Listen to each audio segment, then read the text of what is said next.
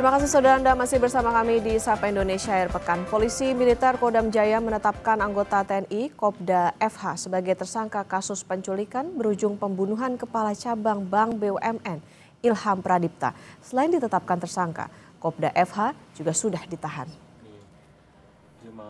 Kopda FH berperan sebagai perantara untuk mencari orang yang akan menjemput paksa menculik korban. Namun saat peristiwa pidana berlangsung, Kopda FH tengah dalam pencarian kesatuan karena tidak hadir tanpa izin dinas.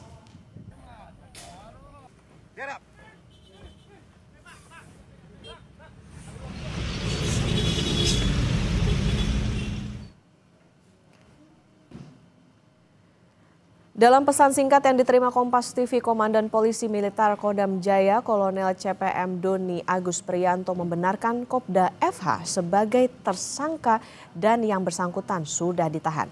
Kolonel CPM Doni Agus Priyanto menyatakan benar dan sudah ditahan.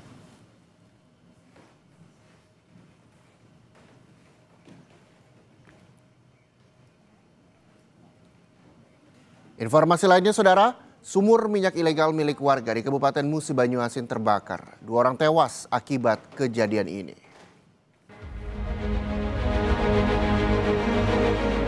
Kebakaran sumur minyak ilegal terjadi di Desa Kalibrau, Musi Banyuasin, Sumatera Selatan.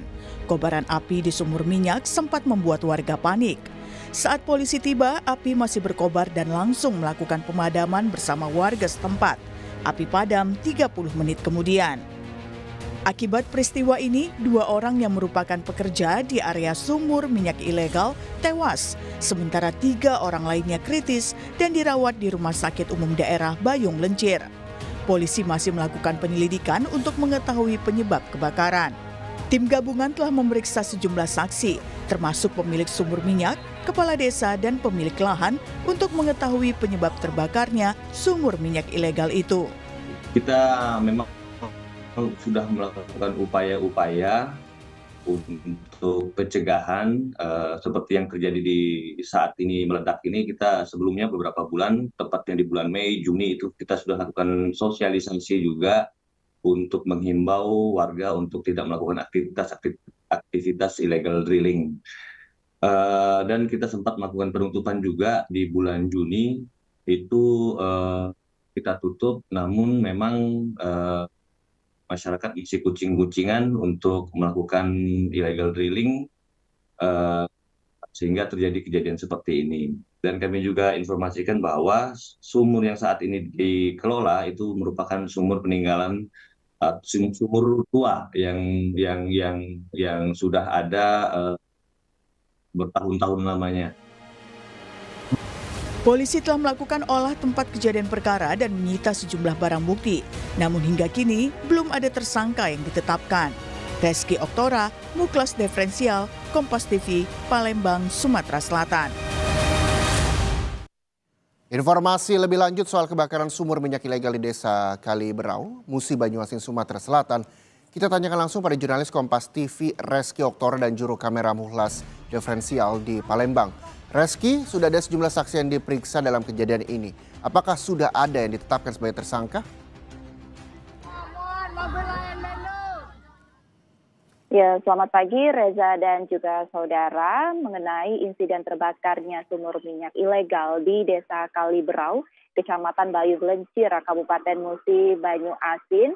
Saat ini gabungan yang terdiri dari Polda Sumatera Selatan dan juga Polres Musi Banyuasin masih melakukan penyelidikan untuk mengetahui penyebab daripada kebakaran tersebut. Saat ini belum ada penetapan tersangka yang dilakukan, termasuk juga pelaku yang diamankan. Namun saat ini informasi terakhir yang kami terima Reza dan juga saudara, bahwasannya polisi telah melakukan pemeriksaan terhadap beberapa orang saksi. Ada 5 orang saksi yang diperiksa seperti itu. Ini ada kepala desa dan juga masyarakat setempat. Dan juga informasi terbaru yang kami terima Reza dan juga saudara, bahwasannya lokasi kejadian saat ini masih terpasang garis polisi. Itu artinya aktivitas ilegal drilling ataupun pengeboran sumur minyak ilegal di lokasi tersebut saat ini dihentikan ataupun ditutup. Di samping itu pula polisi masih mengumpulkan alat bukti seperti itu guna memperkuat daripada penyelidikan. Dan saat ini kami masih menunggu Reza dan juga saudara terkait dengan perkembangan penyelidikan yang dilakukan oleh pihak kepolisian, termasuk juga soal pemilik lahan dan juga pemilik sumur minyak ilegal tersebut yang diketahui ini merupakan orang yang berbeda seperti itu, dan inilah yang masih dilakukan pendalaman oleh pihak kepolisian.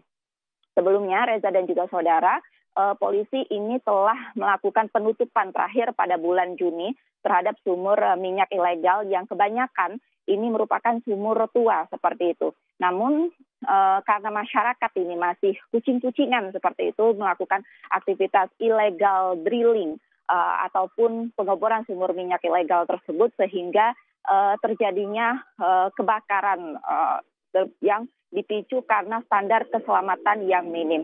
Dan juga pada Agustus kemarin seperti itu bahwasannya pemerintah Kabupaten Musi Banyuasin ini telah menginventarisir, ditemukan ada sebanyak 20 ribuan titik sumur minyak ilegal di Musi Banyuasin, dan ini merupakan terbanyak di Sumatera Selatan. Selanjutnya inventarisir ini nanti akan dilaporkan ke Kementerian SDM untuk pengelolaan legalitasnya seperti itu, yang nanti akan bekerja sama dengan instansi maupun perusahaan terkait. Reza. Reski, kasus ini juga masih terus didalami oleh polisi. Kita tahu bahwa ada 2 orang tewas akibat kebakaran ini dan 3 pekerja lainnya juga telah dirawat di rumah sakit. Lalu bagaimana kondisi pekerja yang dirawat di rumah sakit hingga kini? Ya, informasi sementara yang kami terima bahwasannya 3 orang yang saat ini masih dirawat di rumah sakit, saat ini masih mendapat perawatan intensif seperti itu, Reza dan juga saudara, karena saat ini kondisi ketiga pekerja ini masih kritis seperti itu, di mana sebelumnya pada hari Kamis kemarin ini 2 orang dinyatakan meninggal dunia karena luka bakar serius, dan total ini ada 5 korban dari insiden kejadian terbakarnya sumur minyak ilegal tersebut. Reza. Baik, terima kasih jurnalis Kompas TV Reski Oktor dan juga juru kamera Mukhlas Diferensial di Palembang, Sumatera Selatan. Hari keempat pasca banjir, aktivitas pedagang di Pasar Badung berangsur normal, saudara. Namun sebagian pedagang harus berjualan di pinggir jalan karena belum semua area pasar bisa digunakan. Kami hadirkan informasinya usai jeda, tetap di Sapa Indonesia Akhir Pekan.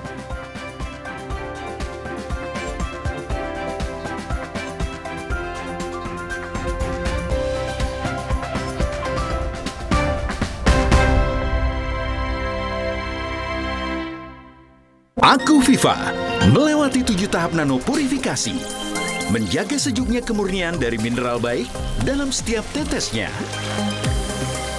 Begitu sejuk di tiap teguk. Aku Viva, murni alami dari Wingsfood. Pusing, kejar setoran. Yang penting kerja halal. Fresh Care dong, halal.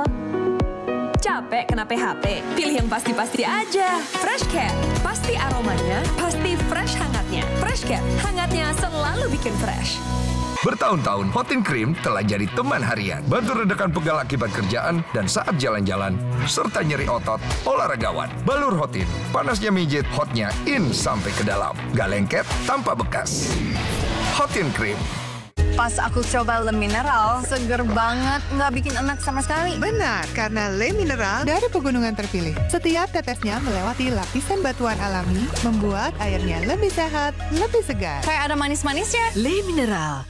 Semua botol bayi tertulis 100% bebas BPA. Kalau air galon, ada nggak ya yang 100% bebas BPA? Untuk itu, Le Mineral hadir dengan galon yang 100% bebas BPA. Ditandai dengan kode segitiga nomor 1. Le Mineral. Flu dan batuk nih. Untung ada Bodrek Flu dan Batuk PE. Formula pas dan efektif. Ahlinya redakan flu dan batuk tanpa ngantuk. Aduh, sakit bos. Kaki keinyak. Terus menangkan harimu.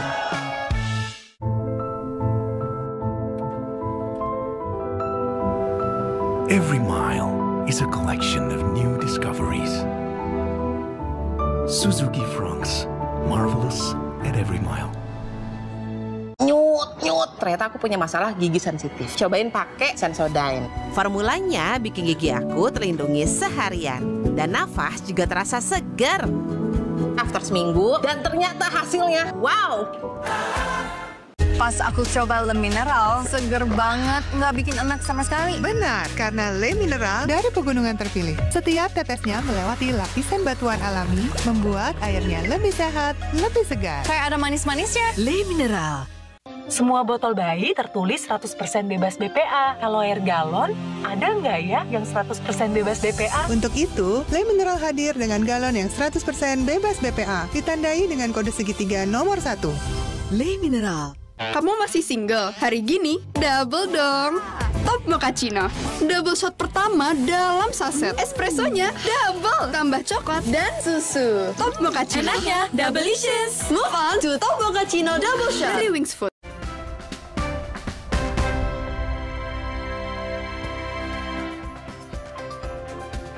Alih fungsi lahan dan drainase yang tidak berfungsi maksimal diduga turut menyebabkan banjir parah di sejumlah wilayah di Bali.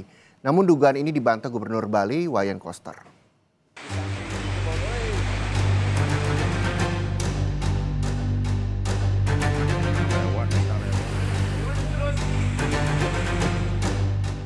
Hujan deras yang terjadi sejak Selasa malam menyebabkan sejumlah wilayah di Bali dilanda banjir. Ini menjadi banjir terparah dalam 1 dekade terakhir. Menteri Lingkungan Hidup Hanif Faisal Nurofik menyebut salah satu faktor pemicu banjir besar di Bali adalah tumpukan sampah yang menyumbat aliran air. Hanif juga menyoroti alih fungsi lahan yang berisiko merusak tata ruang alam di Provinsi Bali. Saya sudah ingatkan bahwa agar mempertahankan keberadaan lereng dan sawah-sawah, jangan digunakan lagi untuk bangunan-bangunan, karena mengingatkan jumlah wisatawannya semakin meningkat. Namun itu tidak boleh kita gegabah. Jadi landscape yang ada jangan diganggu lagi oleh keberadaan hotel-hotel, kotek-kotek, perumahan-perumahan gitu ya. Nah ini yang saya sudah ingatkan kepada beliau dan beliau. Namun Gubernur Bali, Wayan Koster membantah penyebab banjir Bali disebabkan karena alih fungsi lahan. Ia menyebut alih fungsi lahan terjadi di kawasan Kuta Utara dan tidak memiliki aliran sungai yang sama yang menyebabkan banjir. Alih fungsi lahan kan di Badung, di Gianyar. Di Badung kan di daerah-daerah Kuta Utara. Ini hulunya kan jauh. Artinya ini nggak ada dampak ke sana, Pak? Bukan alih fungsi lahan. Pak, terakhir, ini lintasan sungainya kan nggak ada di Kuta. Hilirnya kan di sini. Sementara BMKG menyebut banjir di sejumlah wilayah di Bali disebabkan intensitas hujan ekstrim pada Selasa lalu. Indonesia sendiri secara umum masih di masa peralihan, di mana harusnya curah hujan masih dinamis ya, ada yang hujan-hujan yang tidak merata lebih dominan. Namun kalau dilihat dari faktor pendukung lainnya yang tadi sudah disampaikan, memang mendukung terjadinya hujan dengan intensitas yang tinggi di wilayah tersebut pada hari itu begitu. Data dari BPBD, total jumlah korban meninggal akibat banjir di Bali terus bertambah menjadi 18 orang. Pemprov Bali memastikan masa tanggap darurat berlaku hingga 17 September mendatang. Tim Liputan, Kompas TV. Hari keempat pasca banjir, aktivitas pedagang di Pasar Badung berangsur normal. Namun sebagian pedagang harus berjualan di pinggir jalan karena belum semua area pasar bisa digunakan. Di Pasar Badung, Bali, sejumlah pedagang menggelar lapak dagangan mereka di pinggir jalan sekitar pasar. Ini dilakukan karena belum semua area yang berada di dalam pasar bisa digunakan pasca banjir melanda. Hingga kini pembersihan masih dilakukan di area Pasar Badung.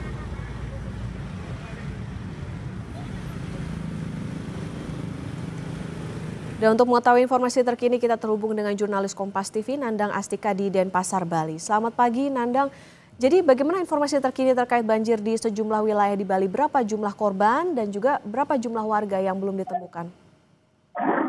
Ya, selamat pagi Okta dan saudara.